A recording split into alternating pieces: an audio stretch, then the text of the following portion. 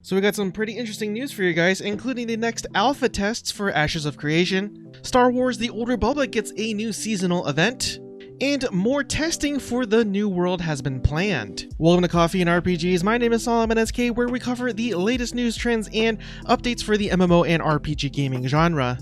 But because we have a lot of news articles to cover, if you guys have your cup ready with your beverage of choice, let's go over these news articles together. Cheers to you guys. Consider hitting the subscribe button down below, as well as the bell notification right next to it. Thank you. And let's start off this episode with a few articles from MassivelyOP.com. And the first one here, really quick, says that Black Desert releases its Prestige Edition on November 6th. And yeah, that is actually the case, a physical copy of the game that you can pick up from various outlets such as Amazon.com. So this physical copy of the game does come with about $140 worth of in-game stuff that you could claim as a redeemable code, but also has a disc, a CD copy of the game, which is pretty unusual these days, admittedly, which I am blown away that I'm saying right now. Does that mean the game itself is actually going to be $140? No, actually, if you go onto Amazon, at least for the North American markets, it's only $30, which blows me away, but there you have it. And in their next article, it says that Star Wars The Old Republic's game update 6.1.4 is live with the Feast of Prosperity. And to kind of give you a backstory and some of the lore that involves this particular event, it does go on to say that to restore the cartel's influence, two up-and-coming Hutts, Garaba the Abundant, I'm pretty sure this is the same one mentioned when you play Huttball, and Duba the Magnanimous, and I do apologize if I'm mispronouncing that, are throwing the most lavish charitable banquet in history for the galaxy's underprivileged. So this to me actually seems to have a lot of very similar connotations to the Thanksgiving holiday that we have here in America. And lastly, it does go on to read here that there are new tier of legendary quality augments, a new legacy-wide ignore feature, and changes to the conquest system that tweak point rewards, added dailies, weeklies, and adjusted the objective brackets as well. And in their next article, and this one's admittedly a little bit disappointing, just from its face value, but it does go on to say that Lord of the Rings Online's $20 quest pack War of the Three Peaks launches today. And I do apologize, I don't know really in depth of what this update involves, but it does say here that they are selling quest packs to everybody for $20, but this also includes if you are a subscriber as well. This reeks to me a little bit of desperation. I'm not exactly sure the reasoning behind charging for additional quests, especially for people who are already shelling out a monthly fee. But looking down in the comment section below, not just in this website but in other websites, it's not being really well received, and a lot of people are speculating that the servers for this game might actually be going down soon. So again, not sure, that's all speculation at this point, but in any event, it just doesn't seem like a very well, anyways, let's move on. And lastly, for MassivelyOP.com, I just wanted to mention this game here really quick. I did cover it some time ago, I believe earlier this year or at the end of last year. And the game is actually really called Swords and Magic and Stuff. And I do believe it actually had a very successful Kickstarter campaign. But the article itself does say that it adds Halloween events, plans, animal companions, and pushes back housing. And as always, I have the trailer playing right now, and obviously the style is going to cater towards more for people who like the voxel look and feel and aesthetics. But what caught me off guard about this particular RPG is the fact that it actually got really popular very fast. Some of these other MMOs and other RPGs that get kickstarted kind of struggle a little bit to get funding. It might take a few weeks to a month, but this one actually reached its goal within a week or so, if I'm not mistaken. So, and it does go on to read here that it made its way to Steam Early Access at the beginning of September. And if you're somebody who plays this game or plans to, let me know down in the comment section below why we all should be excited for this particular RPG. Next, let's go ahead and take a look at a few articles from MMORPG.com. And the first one here, New World headed back to alpha testing, update notes provided. And to keep a really long story short, I actually did test out the previous build of the game last time, and to be honest with you, I actually did have a lot of fun. Now, that might be because my expectation of the game was very low in the first place, because truth be told, if you've been watching my channel for a while, I have expressed that my interest in the game has been dwindling as the months went by, but I have some renewed, I guess you could say, interest in the game now But just a bit of a warning, just because you pre-ordered the game and participated in the last alpha test, that does not mean that you'll get a guaranteed spot in the next one coming up. And it says here that the team also posted a link to their tester sign-up page. It's important that if you're interested in assisting with the latest alpha test that you sign up, even if you participated in the previous alpha, preview, or density test. It was also stated that this particular alpha test will be only for the North American markets and with a European server added in the near future. So there is a link to the sign up page from that article, but I'll have a link to that in the comment section below if you're curious to sign up and to participate in their next tests. And to all you Final Fantasy XIV fans out there, you got a huge update recently, as it says here, Final Fantasy XIV patch 5.35 releases, new items, content, and more.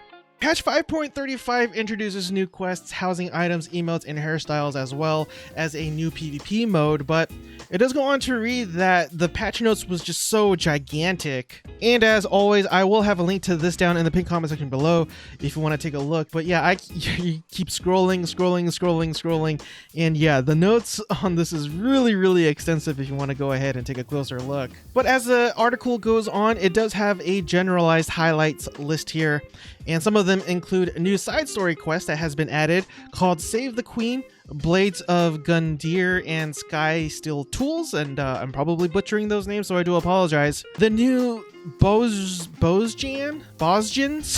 Oh my goodness. Southern Front has been added, which is a new 72 player instance PvP encounter. New housing items has been added, like furnishings from the Furnishing Design Contest, as well as new achievements. And next we got one article here from allchar.com, and the title of this article says that Ashes of Creation announces 4 alpha test dates. Intrepid Studios published a new blog post offering a glimpse of Ashes of Creation's future, including 4 alpha tests, the first of which is commencing before the year's end. So the first alpha test is set to begin on December 18th, 2020, and will last for 4 days, and the only people that are able to be testing it out are the Bravers and the Intrepid pack holders.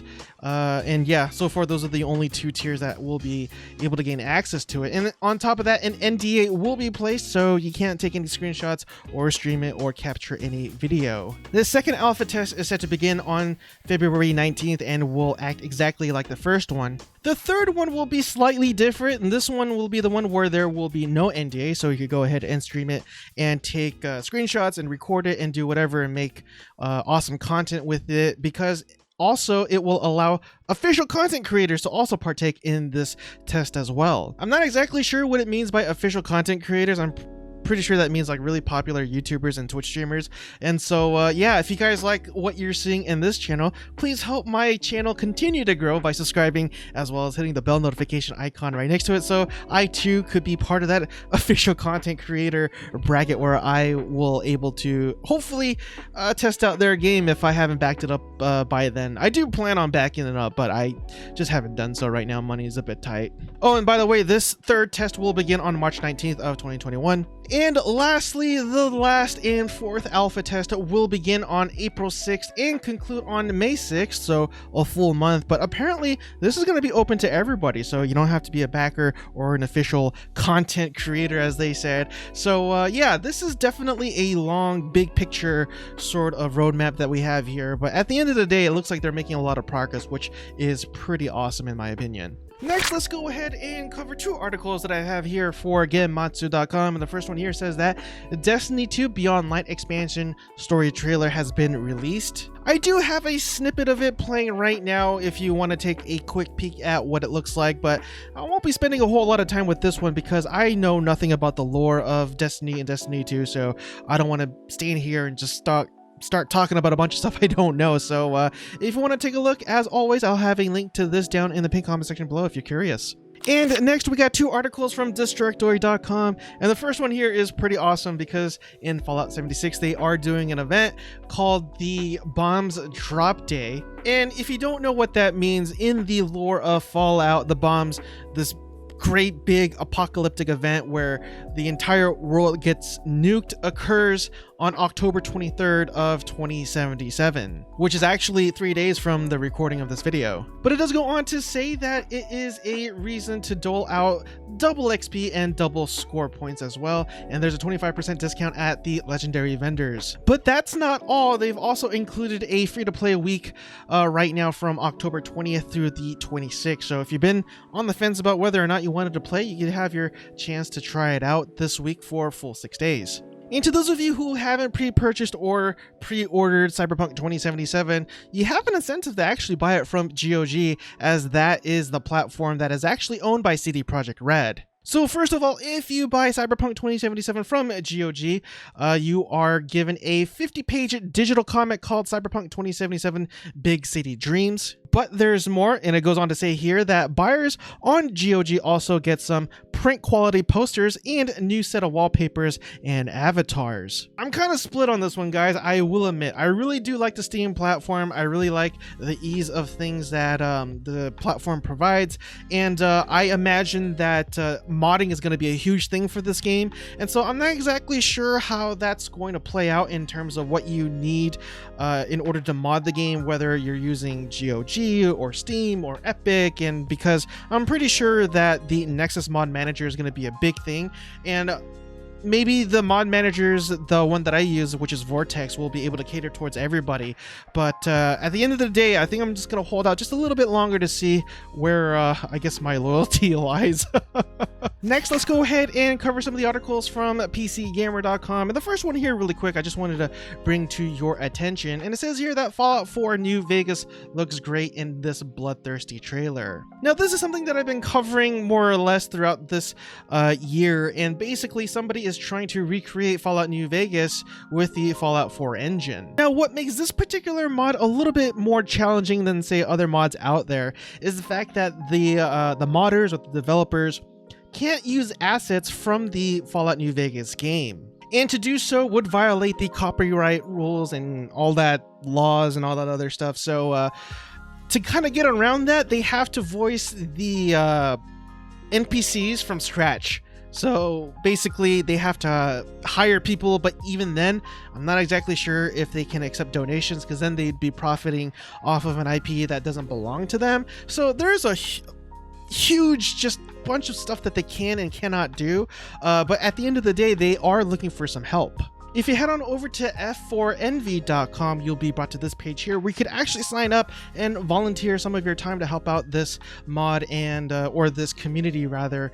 And yeah, again, they really do need a lot of voice actors from what I can tell. And again, I wish you could chip in and give them money, but again, I don't know if they're able to do that. So definitely volunteer some of your time if you are a programmer or a voice actor of the such, because I think it would be really cool to see Fallout New Vegas in the Fallout 4 engine and kind of revitalize that feeling that we all got when we got shot in the head in the beginning of the New Vegas game all those years ago. And really quick, if you are a fan of Disco Elysium, somebody actually made the game or remade the game in a Game Boy RPG style. So obviously from the screenshots, you could tell that it has a huge influence from the original Pokemon games from the 90s. And the term that they used here is demake, because it is sort of a downgrade from things of the original, it seems like. So if you want to play a copy of this game, it's free. You don't have to buy anything. You just have to play it from their website. Links to their or this particular